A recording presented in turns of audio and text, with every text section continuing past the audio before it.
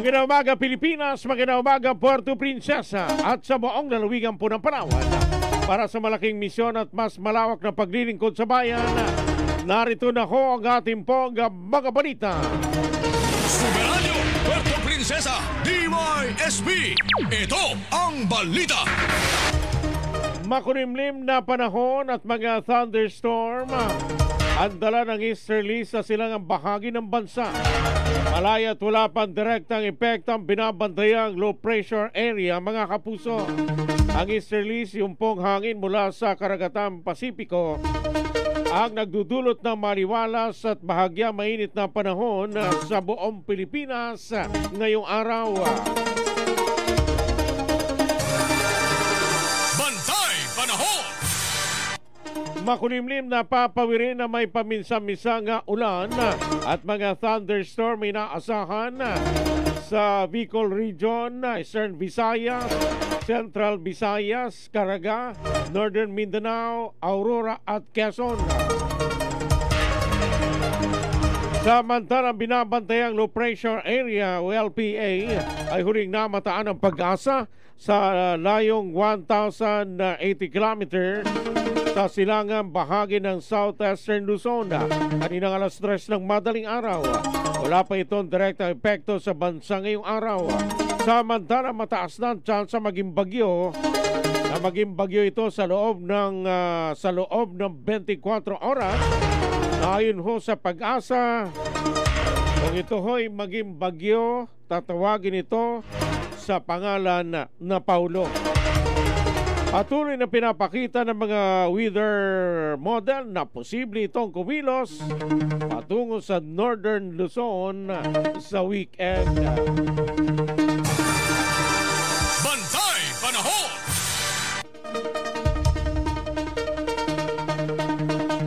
Samantala mga kaibigan, dito naman ho sa lalawigan ho ng Palawan,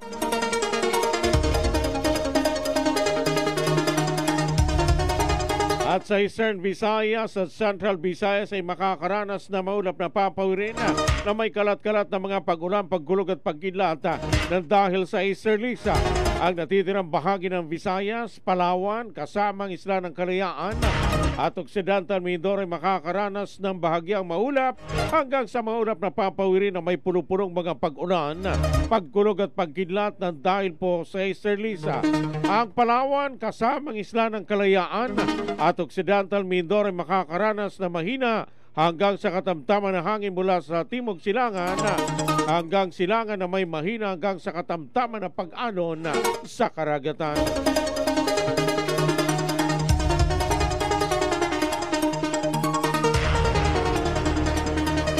Samantala mga kaibigan,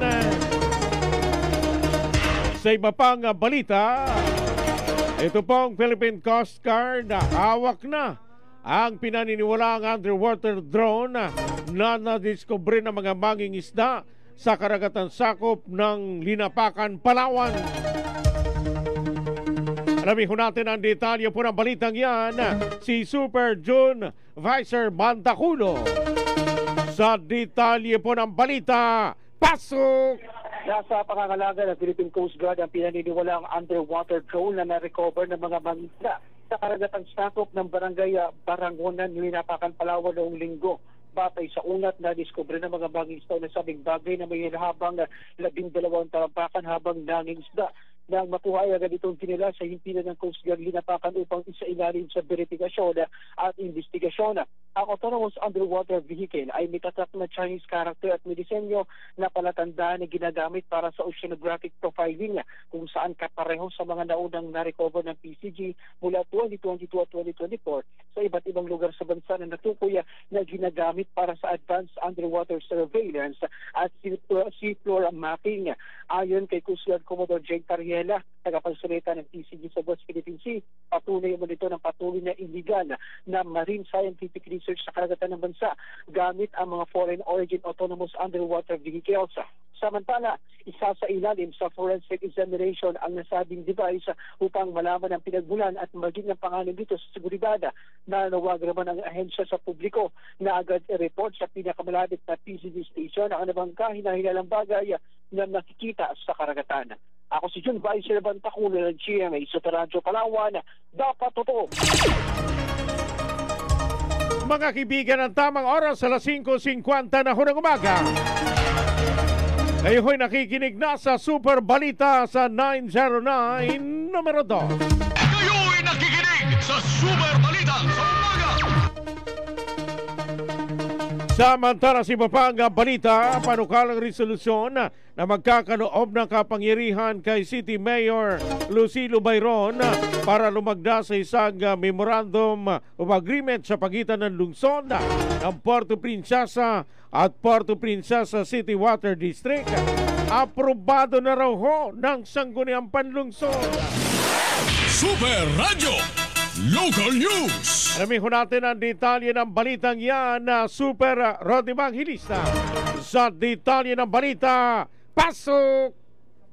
Aprobado na ng Sangguniang Panlungsod ng Puerto Princesa sa pamamagitan ng Committee on Legal Matters sa pangunguna ni Konsehal Luis Mercaide III para sa ikatlong huling pagbasa ang panukalang resolusyon na magkakaloob ng kapangyarihan kay City Mayor Lucilo Bayron na pumasok at lumagda sa isang memorandum of agreement sa pagitan ng city government at ng Puerto Princesa City Water District.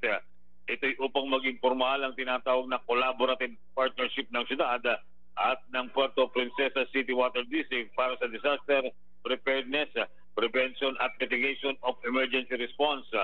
Ang naturang hakbang ay base sa naging sulat ni Ginoong Earl Timbangkaya, ang City Disaster Risk Reduction and Management Officer ng Puerto Princesa, na siyang humiling para sa isang appropriate legislative action ng City Council para sa pagkakaloob ng authority kay Mayor Lucilo Bayron na pumasok sa isang kasunduan kasama ang Water District.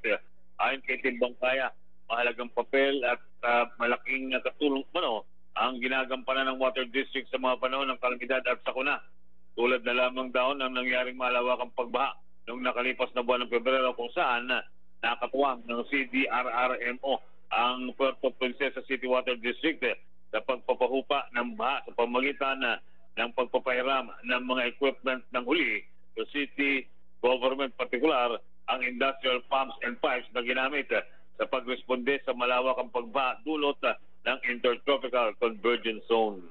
Ako, si Rod Evangelista ng GMA Super Radio Palawan, dapat totoo.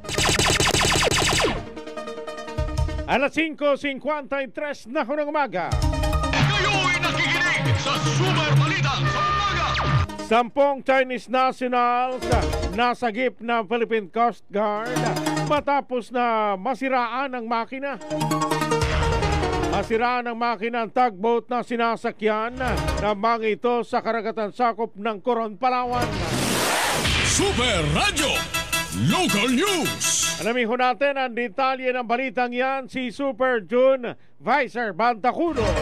Sa detalye ng balita, pasok! Nasagip ng mga tauhan ng Coast Guard Northeastern Palawan ng 10 Chinese nationals na nasakay ng tugboat na may tatak niya MV Saga Diego matapos mamatay ng makina sa karagatang sakop ng Corona at nasumpungan natupuan sa bahagi naman ng ginapakan na Palawan noong Lunes. Sa ulat ng Coast Guard District Palawan, matapos makatanggap ng tawag patungkol sa insidente at PCG, ay agad ipinadala sa lugar ang BRP Malapascua para magsagawa ng rescue operation. Batay sa salaysay ng kapitan ng tugboat, naglalayag ang barko mula sa bansang Malaysia at pabalik sa China nang biglang magkaaberya ang kanilang makina na tuluyang hindi umandar. Samantala kaagad na hinatak ng BRP Malapascua ang tugboat hanggang San Fernando, El Nido, Palawan. Nasa maayos naman ang kondisyon ng lahat ng mga banyagang sakay ng barko. Ako si Jun Vice Bantaculo ng GMA sa Radyo Palawan. Dapat totoo. Alas 5:54 na ng umaga. Samantala mga kaibigan, pelikulang food delivery fresh from the West Philippine Sea. Libreng ipinalabas sa publiko sa tulong ng Philippine Coast Guard at Pinoy workers. Alamin ko natin ang detalye ng balitang yan si Super JB Juanita. Sa detalye ng balita, pasok! Dinaluhan ng mga kasudaluhan, mga estudyante at ilang empleyado ng gobyerno at ng media ang libreng screening ng pelikulang Food Delivery Fresh from the West Philippine Sea sa Robinsons Cinema kahapon. Ang nasabing free screening ay naisa katuparan sa tulong ng Philippine Coast Guard at Pinoy workers na may layuning ipakita ang hirap na dinaranas ng mga sundalo at mga lokal na mangingisda na umaasa sa West Philippine Sea na apektado ng nangyayaring tensyon sa pagitan ng Pilipinas at China. Ayon kay PCG spokesperson on the West Philippine Sea, Commodore J. Tariela, layunin nila maipalabas ang nasabing pelikula sa mga paaralan upang mas marami pang mga estudyante ang makanood at nang sa ganon ay maintindihan ang kalagahan ng West Philippine Sea sa buhay ng mga Pilipino. Umaasa ang Philippine Coast Guard na mas marami pang makakapanood ng nasabing pelikula upang mahikayat ang lahat na tumindig at ipaglaban ang karapatan sa nasabing karagatan. Ako, si JB Wanich ng GMA, Super Radio Palawan. Dapat totoo. Samantala mga kaibigan, balikan po natin si Super Rod Evangelista. Sangguniang panlungsod ng Puerto Princesa, suportado mga kapusang panukala ng City Tourism Council na pagtatatag ng isang dampa style marketplace sa lungsod. Detalye ko ng balitang yan na Super Rod Evangelista. Sa balita, pasok! Suportado ng Sangguniang Panlungsod ng Puerto Princesa ang panukala ng City Tourism Council na pagtatatag ng market tourism products at ng isang dampa-style marketplace sa lungsod ng Puerto Princesa. Ito ang nilalaman ng Sangguniang Draft Resolution number 4249-2025 na may titulong A Resolution supporting the proposal of the City Tourism Council to establish the development of a market tourism product and a dampa-style marketplace in the city of Puerto Princesa na inaprobahan ng nakalipas na regular na sesyon ng City Council para sa ikalawat huling pagbasa nito. Base ito sa naging sulat ni Ginoong Donald Kit Bugnoson, Presidente ng City Tourism Council, kay Consiel Matthew Mendoza na siya namang chairman ng Committee on Tourism sa 18th City Council. Sa naging pag-uulat ni Consiel Mendoza, binigyang din ito ang kahalagahan at magiging tulong ng panukala sa industriya ng turismo sa Puerto Princesa bukod pa sa mga nagtitinda. Plano raw kasi ilagay ang dampa style marketplace malapit sa palengke kung saan mamimili ang mga customer at paluluto naman sa mga may pesto sa dampa. Ango sa katulad na tourism activity sa lungsod ng Parañaque. Samantala, binabalangkas na rin daw ng Sangguniang Panlungsod ang panukalang ordinansa na magbibigay na naman sa pagbubukas ng night market sa Puerto Princesa na hango naman sa night market ng Davao City at Baguio City. Ako, si Rod Evangelista ng GMA Super Radio Palawan. Dapat totoo. Kaibigan, ang tamang oras sa Pilipinas sa alas 5:58 na ho nag-umaga mga kapuso. Mga kaibigan, 2 minuto bago sumapit po ang alas 6 po ng umaga sa iba pang balita. Barangay Panakan, Narang, Palawan, kinilala ng Sangguniang Panlalawigan sa natatanging pamahala sa nutrisyon at bilang 2024 SDLG Awardee mga kapuso.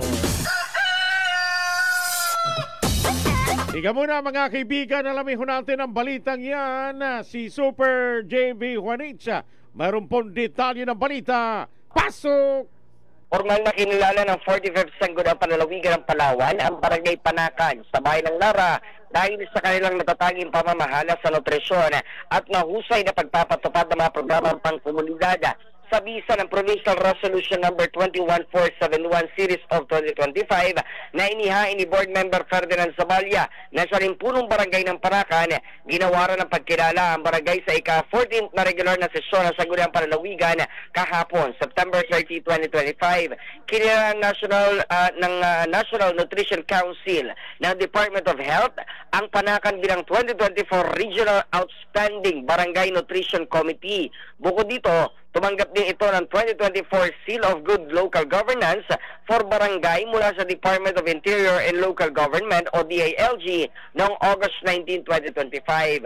Ayon kay Zabalya, nakabatay sa malasakit sa komunidad ang mga programang kanilang isinusulong kabilang ang Feeding at Nutrition Initiative para sa kapakanan ng kanilang mga residente. Ako, si JB Manich ng GMA Super Radio Palawan. Bata Totoo.